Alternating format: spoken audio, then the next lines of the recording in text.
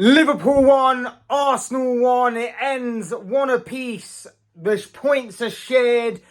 The spoils are divided equally going into Christmas in what was a very early Christmas cracker for the rest of the Premier League to endure. A great game, a quality game that ends with the points shared and Arsenal taking top spot as we head into Christmas. Hey guys, welcome back to the channel. Welcome to another video. The instant match reaction for Liverpool and Arsenal drawing 1-1 at Anfield this evening. Big game, huge game between, of course, the Premier League's top two. Liverpool had a real opportunity to obviously reclaim top spot, as it were, to obviously take out Arsenal in the process. And Arsenal had a really big opportunity, shall we say, to really go at Liverpool and to really lay down a big statement before going into Christmas, and lay down a really big statement about their Premier League title intentions going forward. And despite taking an early lead through Gabriel inside the opening 5 minutes, Arsenal didn't really capitalise on that from that point forward. And Liverpool grew more into the game, eventually got the equaliser in the first half, and it set up a really exciting game in the second half that lived up to the end-to-end sort of game that we were looking forward to and maybe planning on receiving throughout big parts of the second half. But ultimately, the game kind of dwindled to a bit of a halt. The substitutions, I don't think, quite worked to either manager's liking.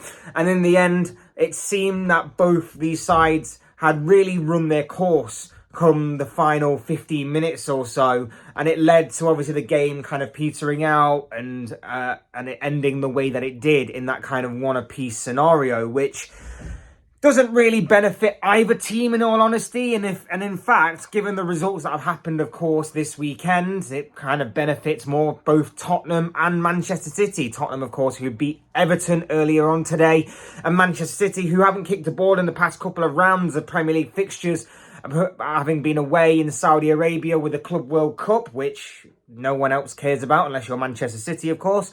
But with them obviously not playing this weekend and obviously watching their closest rivals play out draws, it kind of benefits City a lot. So it's been a good weekend for City. But the overall bottom line, shall we say, of this kind of game is that Arsenal are top at Christmas. It's a big 1-1 draw, and we're going to go through the game, the talking points, because there's a big talking point, a big VAR talking point yet again. A little bit of overshadowing on this game, not a lot, but not as much as probably what it should be. But there was a big VAR talking point that we will get into, and yes, so.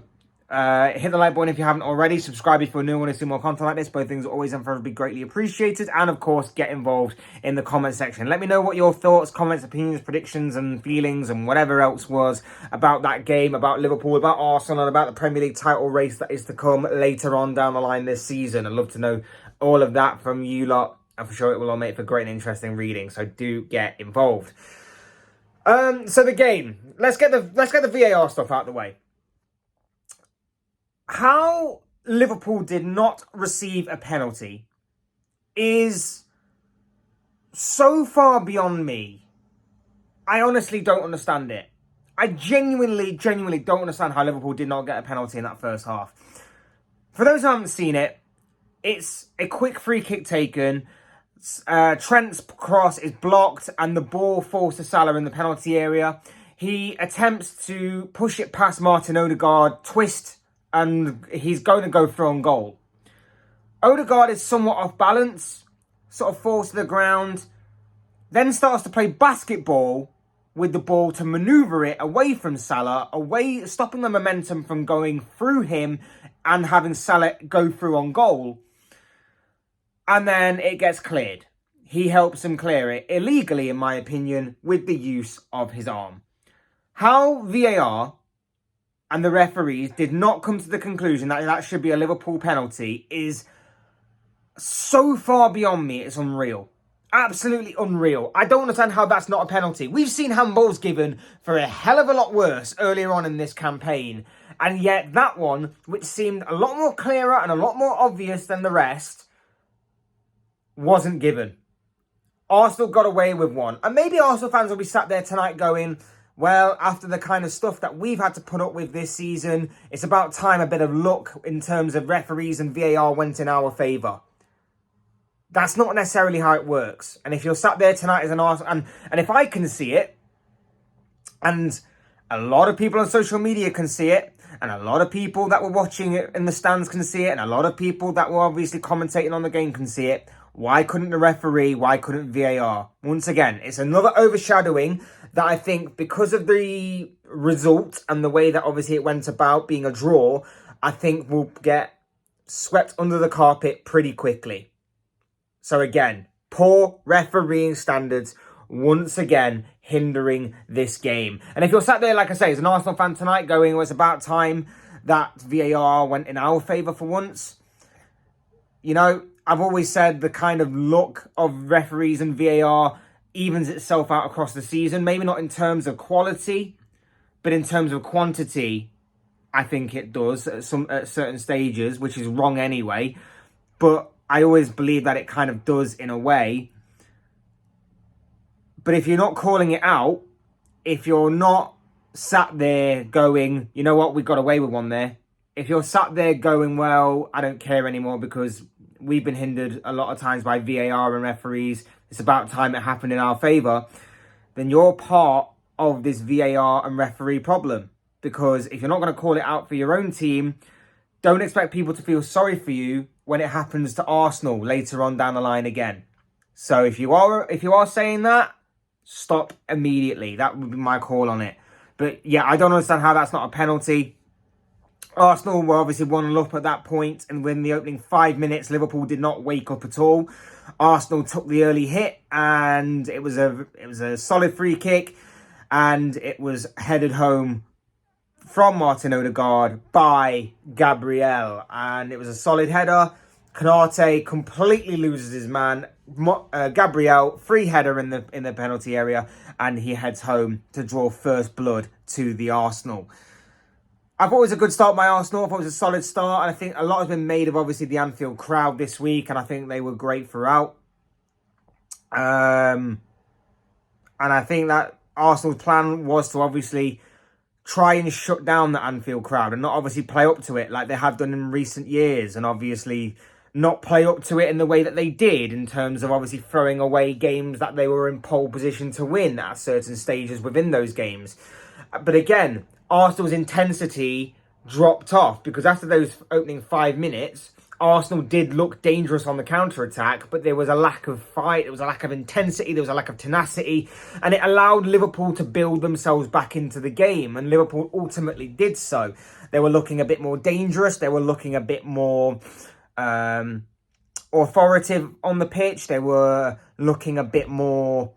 They just had a look about them that was a bit more purpose when in possession. Yes, Arsenal, like I say, were dangerous on the counter-attack, and Liverpool had to be wary of that. But I don't really remember Alisson making too many saves from any kind of Arsenal player that really symbolised Arsenal being an attacking threat throughout that game. Liverpool had their opportunities. They should have done better with them. Once again, we have that same issue of, in the final third, just decision-making is just wrong. Decision-making is just constantly wrong. And we could have had a few more goals, or we could have had a few more clear-cut opportunities that ultimately didn't come our way because, like I say, once we got into the final third, it was either an underhit pass, the wrong pass, the right pass but not the right movement, or something along them lines was just... It's just not clicking. I've said it time and time again these past couple of weeks. The Liverpool attack, for whatever reason, on paper, looks insane. It looks wild. It looks ruthless. It looks aggressive. It looks dangerous. But it's just not clicking right now. It's just not clicking at the right key moments. And it's only a matter of time before it does click. And when it does click, some of these teams are going to get slapped up 4, 5, 6-0. That's just the way I see it. But until we get it clicking, until we get it perfect, we will always lack a bit of a killer instinct up front. And there was a massive chance in the second half that proves that point. Salah gets an equaliser, a beautiful ball from Trent Alexander-Arnold, isolates Salah against Zinchenko. There's only going to be one winner, and there was all afternoon. Salah gave Zinchenko an absolutely torrid time all afternoon. For those that were saying last week that they should be selling him, for those that were telling him to get lost from Liverpool, where are you now? I criticised his performance last week because it wasn't good enough. I criticised him for a month because I don't think his all-round performances were good enough. I never said I wanted him sold. I always said I just need his performances to just pick up a little bit. And today, he was a thorn in Zinchenko's side throughout. And he picks up an absolutely beautiful goal. Solid goal. Like I say, Trent's pass to start things off is exquisite. And the movement of Salah, the speed of Salah, the acceleration to get away from Zinchenko was great. And then the finish was ruthless. It was ice cold from our Egyptian king. And he goes on to become, I think, it breaks into like the top 10 goal scorers in the Premier League, something along them lines. Another record, another accolade broken by this insane and beautiful human being known as Mohamed Salah. Kostas Tsimikas goes off injured. He takes a bit of a tumble under challenge from Bukayo Saka. Clatters into Jurgen Klopp, and it looks like it's a shoulder/collarbone injury. Brilliant, fantastic. Another injury to add to the collection that we're seemingly growing right now. And of course, with Andy Robertson seemingly not being back until January, that leaves our left-back position a little bit scarce, and it means that Joe Gomez is going to have to maybe deputise in that particular position, even though it's not his natural position. Although in saying that, Gomez actually put in a pretty solid display, and he was very unlucky not to have found the back of the net. He's obviously still looking for his first Liverpool goal. He came close on a couple of occasions. The first one shot just went past the post, very, very close in the second half. And obviously, he forced a decent stop from David Raya in the Arsenal goal later on in that same second half. But yeah, it's a bit annoying. I don't know what Klopp is going to do in that aspect. I don't know whether he's got anybody else that can. I mean, obviously he's been playing a couple of kids in that position when it comes to Europa League games and Carabao Cup games. I don't know whether he really trusts in them to be in that left back position, or whether he's going to have to just stick with Gomez and hope for the best. I think Gomez. I said it at the beginning of the season, I think we should get rid of Gomez. I'm kind of glad they didn't listen to me. Not that they would have anyway, but I'm kind of glad they didn't listen, because I think Gomez has been he's been really solid this season. And I think Gomez has been really, really good. And of course, he is versatile enough that he can play in these positions. And God, we have needed him. We have needed him to fill in at right back. We have needed him to fill in at centre back. And now we probably need him to fill in at left back. So I'm kind of glad he stuck around, and I'm very, very much glad that he has improved in his performances as well. So I'm glad in both of those aspects. Second half was really end-to-end to kick things off. It was really interesting and exciting. Both teams seemed to be going for it. Liverpool seemed to be the more aggressive and seemed to be the better of the two teams. Arsenal were trying to play out from the back, and Liverpool's pressing was just forcing them in. But again, the wrong pass, an underhit pass, an overhit pass in the final third when it mattered most was just letting Liverpool down. Their stance in the final third was just letting them down time and time again. And it was becoming a real issue. And then I think the substitution just killed the game off, to be honest. I think Luis Diaz had to go off injured. Nunes came on. He showed a few bright moments and a few good bright moments and good moments, but ultimately nothing at the end. No end product from Nunes. Harvey Elliott had a strike that deflected off the outside of the post.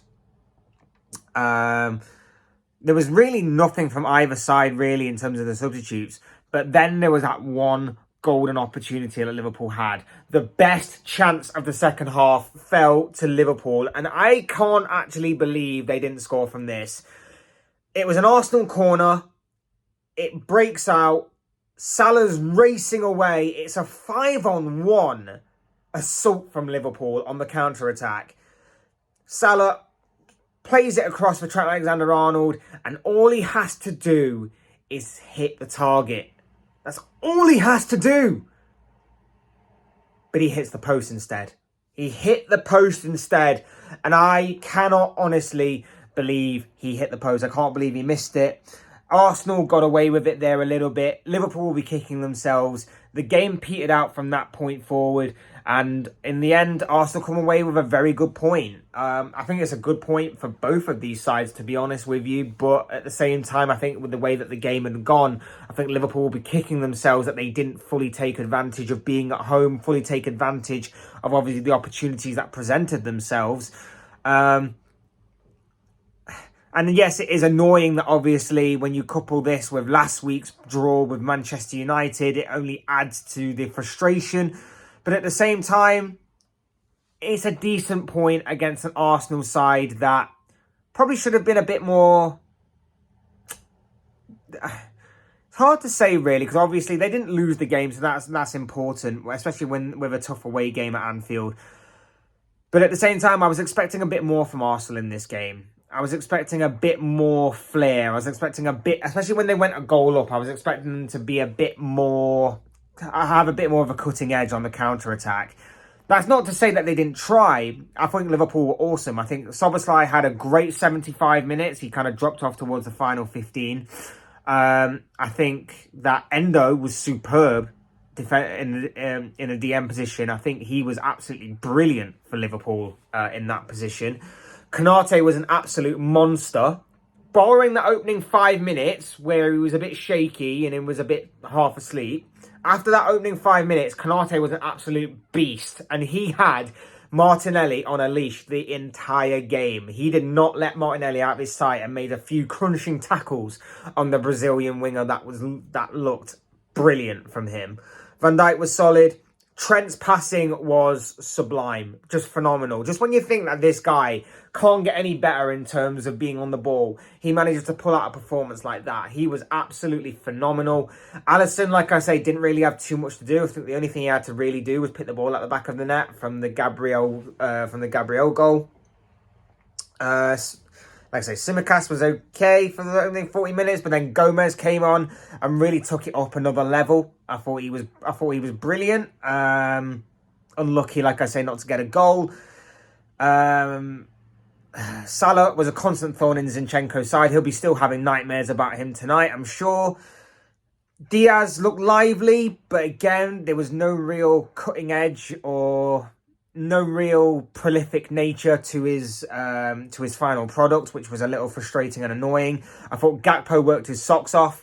Again, not really a great final product from him, but at the same time, still worked his socks off, dropped into midfield when he needed to really help out that midfield area, midfield battle. And I'm a little bit surprised, actually, that Gakpo did start. I would have thought that if Gakpo was to start, he would have started in the Manchester United game last week, where you knew that United were going to play a bit more of a low block, and that Núñez would have started this game, because Núñez starting this game, to me, seemed pretty obvious, considering that we weren't going to go up against a team that was going to sit 10 men behind the ball. We were going to go up against a team that was looking to attack from the off, and they weren't going to just sit there and try and grind out a result. They were going to go there and they were actually going to try and win, and there was going to be a lot more space in behind the Arsenal back line, which there was a lot of.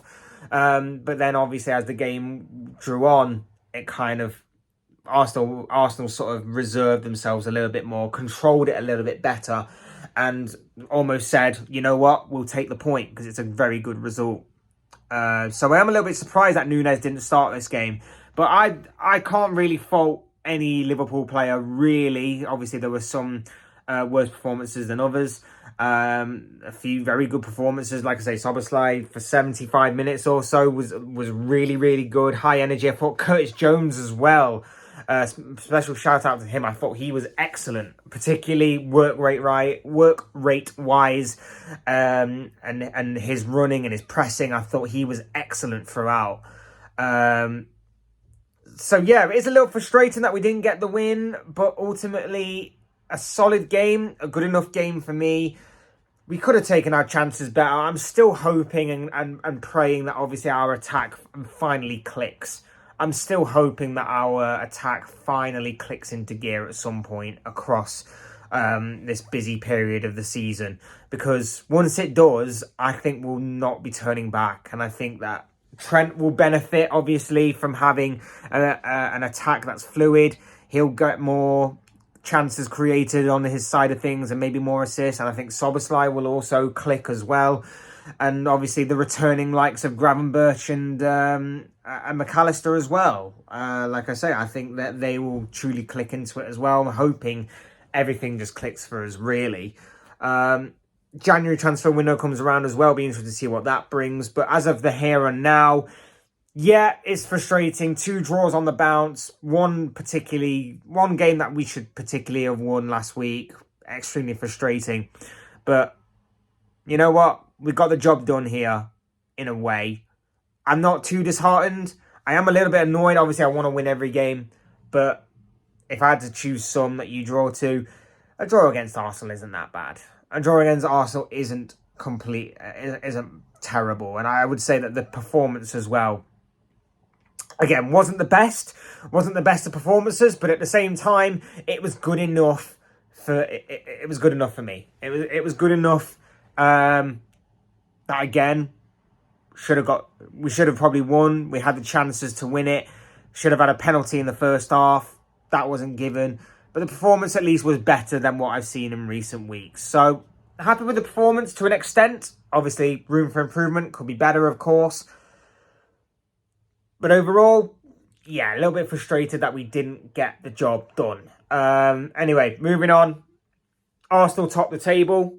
Fair play to Arsenal. I thought they played pretty well. Overall, defensively, they were pretty solid. Offensively, didn't really have too much going for them going forward. They looked dangerous on the counter-attack, and Martinelli and Saka, of course, we knew what they were going to offer us, and Odegaard a little bit, although he went a bit missing today, as Arsenal fans tend to see him go missing in these kinds of big games.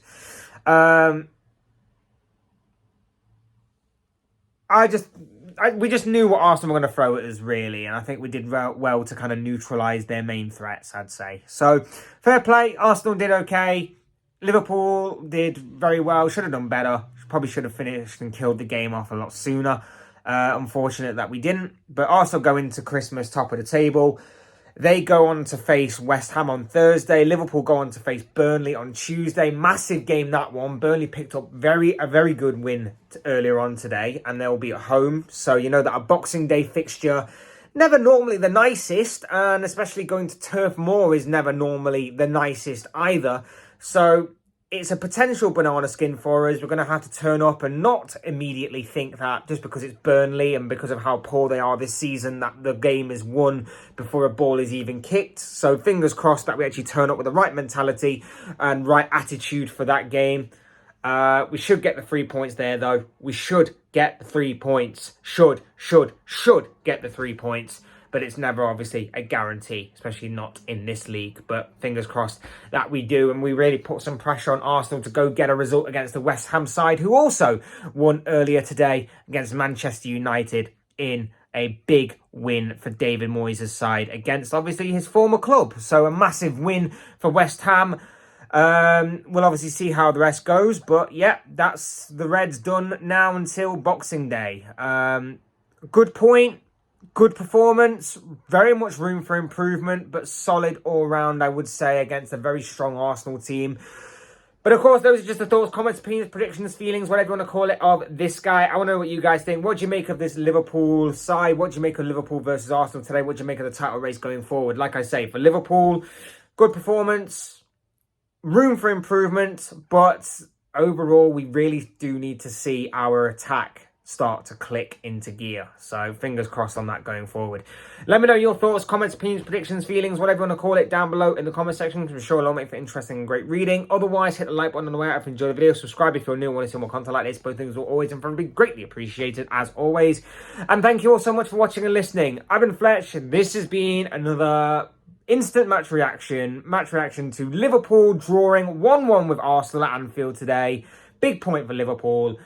Thanks everyone for stopping by, paying attention and watching. I've been Fletch. This has been another instant match reaction, and I will see and speak to you all again soon in another video or live stream or whatever it may be. Cheers guys. Thanks everyone for watching. See and speak to you again soon. Merry Christmas to you all. Take care. Speak to you again soon.